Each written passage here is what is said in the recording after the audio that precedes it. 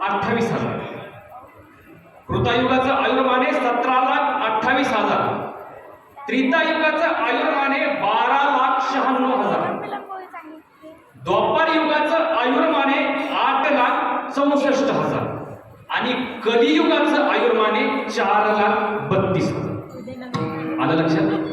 जर या चारही युगाचं जर आयुर्मान जर काउंट केलं तर 43,20,000 होतं. बरोबर आहे? आणि अशा 4 युगांना, हे 4 युग झाल्यानंतर या 4 युगाला एक चतुयुग म्हणतात. काय म्हणतात?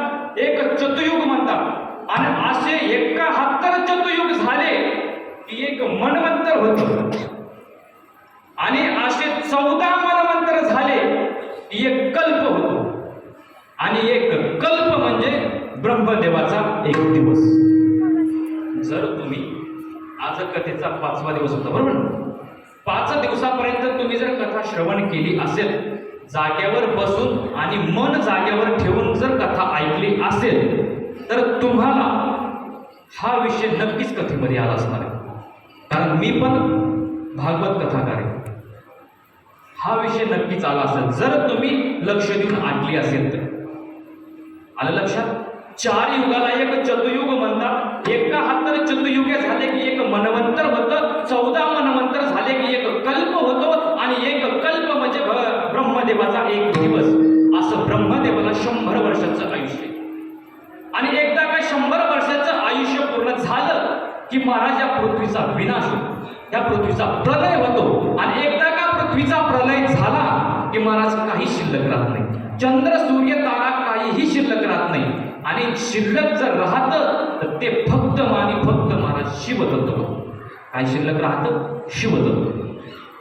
आणि मग महाराज त्या शिवतत्वाने ही पृथ्वीचा विनाश झालाय, पृथ्वीचा प्रलय झालाय. ही पृथ्वी पुनर्निर्मित करण्याकरता तळागाळामध्ये व्याप्त असणारी जी शक्ती आहे, कणाकणामध्ये जी व्याप्त असणारी शक्ती आहे, त्या शक्तीच्या द्वारे एक मानवासारखी आकृती तयार केली. आणि ती आकृती महाराज दिगंबर आकृती होती. दिगंबर अवस्था होती. अंगावरती वस्त्र नाही, अलंकार नाही, आभूषण नाही, काही नाही, काही नाही, काही नाही. फक्त जटा होत्या. आणि त्या जटा महाराज पूर्ण सृष्टीमध्ये व्यापल्या होत्या. आणि मग त्या आकृतीचं महाराज नाव ठेवण्यात आलं. तिचं नाव ठेवलं महाराज सदाशिव. काय नाव ठेवलं? आनंद वाटला. सर्वजण असं उत्तर देत राहा म्हणजे मला कळेल की माझं कीर्तन तुमच्यापर्यंत पोहोचले. आलं लक्षात? त्या आकृतीचं नाव ठेवण्यात आलं बाबा सदाशिव. आणि मग काय झालं महाराज? त्या सदाशिवने काय केलं? ही पृथ्वी पुनर्निर्मित करण्याकरता, आता सदाशिवला ही पृथ्वी पुनर्निर्मित करण्याकरता शक्तीची गरज आहे. कशाची गरज आहे? शक्तीची गरज आहे. आता कसं आहे, आता मी या ठिकाणी उभा आहे, माझ्या समोर हा माईक आहे. त्या माईक मध्ये सुद्धा शक्ती आहे. कुठली शक्ती आहे? विद्युत शक्ती. याच्यामध्ये एक मॅग्नेट आहे. ते मॅग्नेट आवाज खेचतं आणि त्या साऊंड मधून पुन्हा बाहेर फेकतं. म्हणजे इथे सुद्धा शक्तीची गरज आहे. तुम्हाला चालायचं असेल, बसायचं असेल, उठायचं असेल तर कशाची गरज आहे महाराज?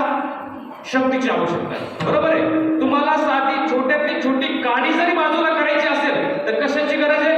शक्तीची. मग त्या सदाशिवने त्याची शक्ती निर्माण केली. सदाशिवने त्याची शक्ती निर्माण केली आणि त्या शक्तीचं नाव ठेवलं महाराज शिवा. लक्षात द्या बरं का, जी आकृती तयार झालं तिचं नाव आहे सदाशिव. आणि सदाशिवने जी शक्ती निर्माण केली त्या शक्तीचं नाव आहे शिवा. आलं लक्षामध्ये आता? आणि मग त्या सदाशिवने काय केलं? त्या शक्तीच्या द्वारे, त्या सदाशिवने त्या शक्तीच्या द्वारे एक नगरी तयार केली. आणि त्या नगरीचं नाव होतं आनंदवन. काय नाव होतं बाबा? आनंदवन. आणि पुढे चालून त्याच आनंदवनाला नाव पडलं काशी. विठ्ठल विठ्ठल विठ्ठल विठ्ठल.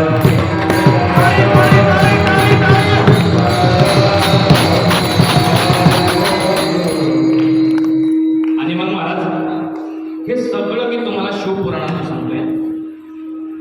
कशातलं सांगतोय? शिवपुराणाबद्दल सांगतोय. त्याच्यामुळे सर्वजण लक्ष देऊन ऐका.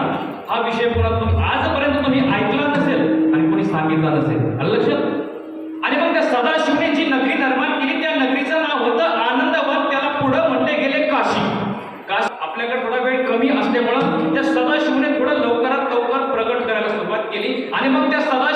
शक्तीच्या द्वारे एक देवता निर्माण केली आणि मग देवता निर्माण झाल्यानंतर त्या देवतेने विचारलं की सदाशिव माझं काय नाव आहे? तर सदाशिवने सांगितलं की तुझं नाव आहे विष्णू. काय नाव आहे? विष्णू. मग सांगितलं माझं काय काम आहे? तर सदाशिवने सांगितलं अगोदर तू तप कर, तपाशिवाय तुला शक्ती प्राप्त होऊ शकत नाही. आणि जर तुझ्याकडे जर शक्ती नसेल तर मला तुला सृष्टीचं पालन करण्याचं काम द्यायचंय. ते शक्तीशिवाय होऊ शकत नाही. त्याच्यामुळे अगोदर तू तप कर. आणि मग भगवान विष्णू महाराज तप करू लागले. आणि तप करू लागल्यानंतर महाराज एवढं प्रचंड तप झालं, एवढं प्रचंड तप झालं, एवढं प्रचंड तप झालं की त्यांच्या अंगामधून घामाच्या धारा वाहू लागल्या. आणि त्या घामाच्या धारा एवढ्या वाहू लागल्या की त्या संपूर्ण संपूर्ण सृष्टीमध्ये जलरूपाने विराजमान झाले. ज्याप्रमाणे जर पाऊस पडल्यानंतर डोंगरातून धारा वाहतात पाण्याच्या, त्याप्रमाणे त्यांच्या शरीरामधून घामाच्या धारा वाहू लागल्या आणि त्या पाणी रूपाने पूर्ण सृष्टीवरती पसरलं गेलं. परंतु जे आनंदवन म्हणजे काशी ती पाण्याखाली नव्हती. आणि मग विष्णूंनी काय केलं? त्या पाण्यावरती बसून महाराज तप करायला सुरुवात केली. आणि तप करायला सुरुवात केल्यानंतर महाराज त्या पाण्यावरती बसून तप करतात म्हणून त्यांचं नाव पडलं नारायण. आयन म्हणजे पाणी आणि शयन म्हणजे त्याच्यावर नारायण. आयन म्हणजे शयन करणारा. नार माने पाणी आणि आयन म्हणजे शयन करणारा. म्हणजे जो पाण्यावरती बसून शयन करतो त्याचं नाव नारायण.